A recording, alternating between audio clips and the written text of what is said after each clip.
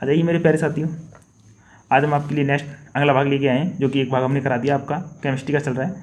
तो इसमें क्या है कि हमने कल तक आपको बता दिया था कि यानी परिवर्तन क्या होते हैं और अभिक्रिया कब होती है और कौन कौन से परिवर्तन होते हैं कैसे, तो वहाँ तक हमने समझा दिया था। अगर आपने नहीं देखी तो उस वीडियो को देखिए पहले, अच्छे से समझ में आ जाएगा। अब चलते हैं यहाँ से आगे, तो आगे यहाँ से चलते हैं। पहले अगर अगर चैनल पर तुम नए हो यानी तो चैनल को सब्सक्राइब कर लें सबसे पहले और बेल आइकन को प्रेस कर लें, और उसके बाद वीडियो को देखें और वीडियो को लाइक जरूर कर दें। नहीं समझ में नहीं आएगा फिर कहोगे समझ में नहीं आता, जब तक लाइक नहीं करोगे तब तक समझ में नहीं आएगा।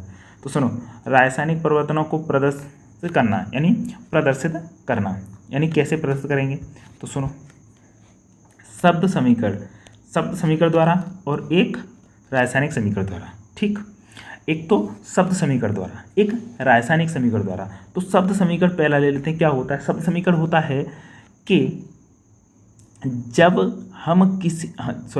हम रासायनिक परिवर्तन या तत्वों पदार्थों को, समझ में आया नहीं आया?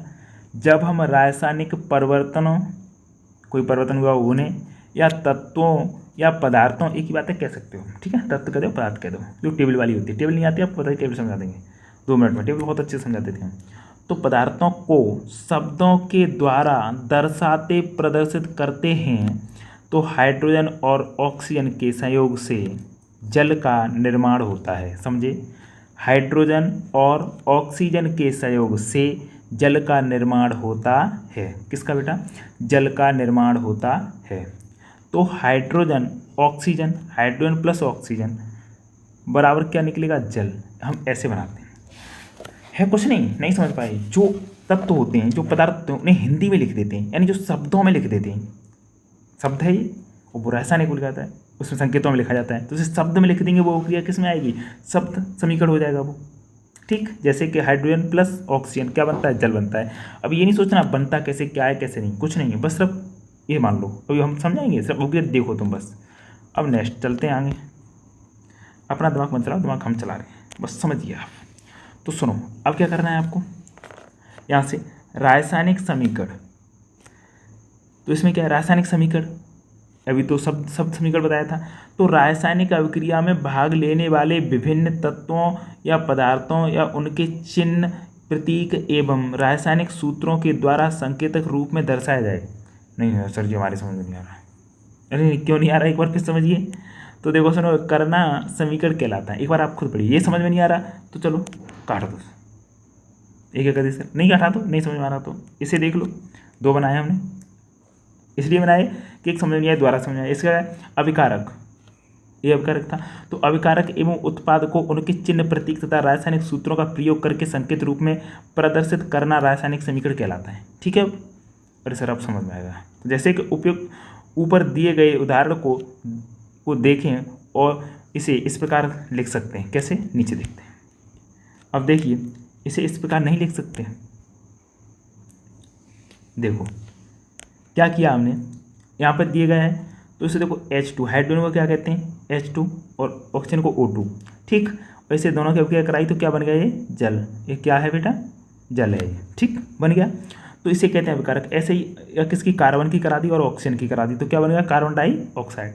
क्या बन गया? Carbon dioxide. इसे उत्पाद बोलते हैं, इसे अभिकारक बोलते हैं। तो अभिकारक और उत्पाद यानी जो जिनके द्वारा बने, जिनके बीच में अभिक्रिया कराई जाए उसे अभिकारक, और जो उत्पन्न होता है उसे उत्पाद बोलते हैं। क्या बोलते हैं? उत्पाद। ठीक बेटा, नेक्स्ट चलते हैं नेक्स्ट क्वेश्चन की तरफ। आगे सॉरी, हम करें क्वेश्चन की तरफ। क्वेश्चन ज़्यादा आते हैं, प्रैक्टिस करते रहते हैं। देखिए तो जल्दी से, आप क्या करोगे कि अभिकारक क्या होता है बेटा? रासायनिक अभिक्रिया में भाग लेने वाले पदार्थ को, यानी उपयुक्त जो दे रखा है कि H2O2 अभिकारक हैं, और या ऐसे पदार्थ जो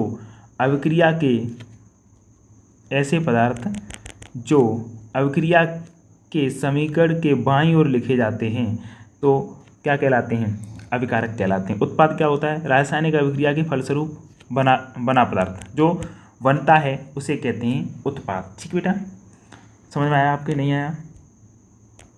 आशा करता हूँ समझ में आया होगा। ठीक बेटा, अब आपको क्या करना है, जल्दी से देखिए। अब ये रासायनिक समीकरण को यानी सूचनाबद्ध बनाने के लिए तो कैसे लिखते हैं जो सूचनाबद्ध यानी किसी को बनाने के लिए, देखो ताप को लिख देते हैं ऐसे अपनी भाषा में, ताप को पी से करते हैं, उत्प्रेरक है, इसे भी अलग अलग चिन्हों से दर्शाते हैं। तो कैसे चिन्हों से दर्शाते हैं यही समझाने के लिए आए हैं। देखो थोड़े से यहाँ बता दिए।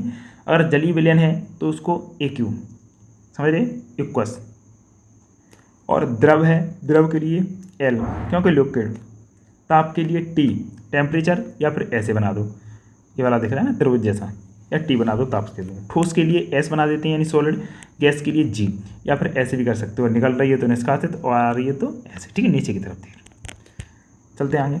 अब बेटा यहाँ तक के लिए वीडियो अब यहीं पे समाप्त करते हैं।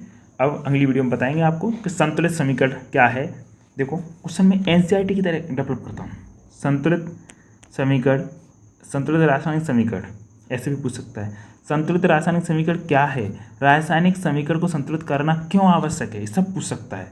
आप बताइए क्यों आवश्यक है, तो आपको सब समझाएंगे बेसिक से। जो नहीं समझ आएगा वो और अच्छे से समझाएंगे। अगर इसमें भी किसी को डाउट है तो आप कमेंट करके हमें बताइए, उसमें भी हम सुधार करेंगे। और आप हमारी बस एक ही गुजारिश है आपसे, ज़्यादा से ज़्यादा वीडियो को शेयर कीजिए सभी लोगों में, क्योंकि शेयर करने से आपका कुछ नहीं जाएगा, सिर्फ हमारा भला होगा और हम तुम्हारा भला कर रहे हैं, तो उसमें कुछ नहीं हमारा ये, हमें भी कुछ ऐसा मिलने वाला नहीं है कि सब कुछ मिले। हम आपको फ्री में पढ़ा रहे हैं, बस ये इतना मोटिव मिल जाएगा कि जितना आप शेयर करोगे जितने हमारे व्यूज आएंगे तो हमें क्या होगा, हमें ऐसा लगेगा हाँ इस काम को करने में सही है, अच्छा है, सभी बच्चे देख रहे हैं तो हम और करेंगे। अगर नहीं होगा तो तुम समझ सकते हो बंद कर देंगे, और क्या होगा। बस तो आपको इतना काम जरूर करना है।